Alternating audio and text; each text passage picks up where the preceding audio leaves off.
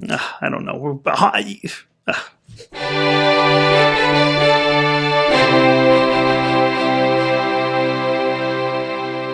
Well, there's a new article coming out of Orange County, the Orange County Register, and it asks, does Disneyland have too much Star Wars?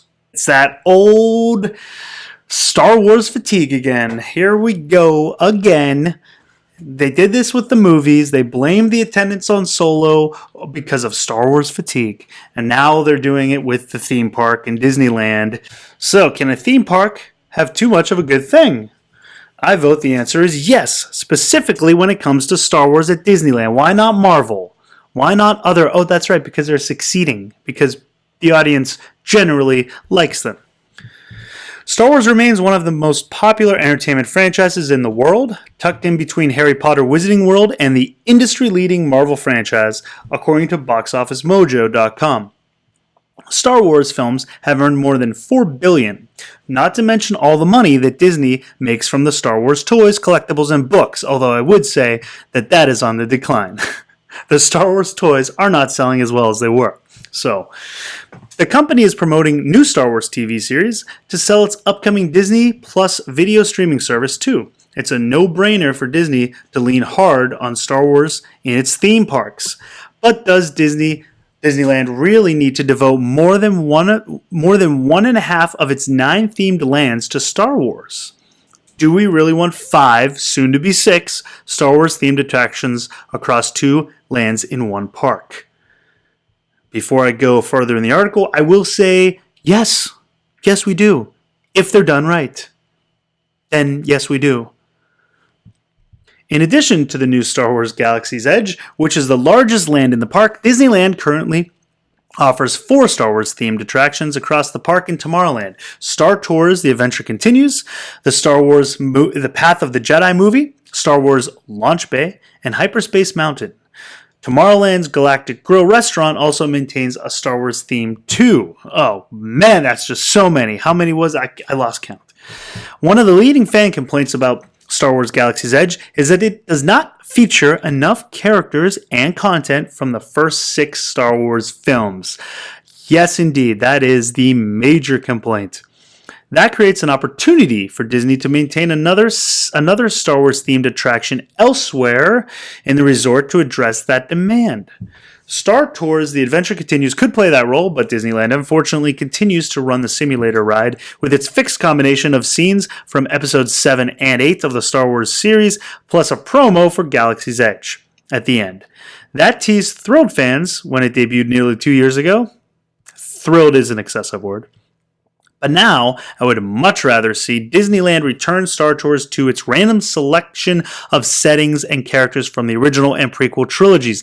Yes, OC Register, that is a very fair point. That is what we all want. So you nailed that right on the head there. Good job, OC. Hyperspace Mountain, Path of the Jedi, and Star Wars Launch Bay came to the park as part of its Season of the Force promotion in late 2015. Disney has swapped back its regular Space Mountain format with Hyperspace Mountain a couple of times since, but the Star Wars overlay again has preempted the annual Ghost Galaxy version of Disneyland's Halloween time. In any form, the indoor roller coaster fills the queue, but the Star Wars Launch Bay exhibit and Path of the Jedi movie limp along as mostly empty attractions in a park that simply cannot afford to waste any space with its annual attendance approaching 20 million visitors. It's time to move on, Disneyland. When Star Wars Rise of the Resistance opens to complete Galaxy's Edge in January, do an Order 66 on the Tomorrowland lineup, return Star Tours to its 2011 format, and then close the rest of Tomorrowland's Star Wars attraction. It's time for them to make way for new attractions with different themes. Okay, that's the article. I will say there's a couple fair points there. We all wanted the original characters, more prequel and original trilogy material, which now we found out was what they were planning until Bob Iger came in and scratched it all and said, no, we're going with the Disney stuff. I don't know. We're behind. So, here we have it. They're kind of blaming, again, too much oversaturation of Star Wars in the market, which I don't think is true. I think if they would have just focused on original and prequel trilogy with, a hint, a dash of the Disney trilogy, because I understand you have to push that. I understand it's Disneyland. You got to add some of their own trilogy stuff. But to do the entire park, that's what killed it. It's not oversaturation, man. It's not the saturation we want. And here's an idea.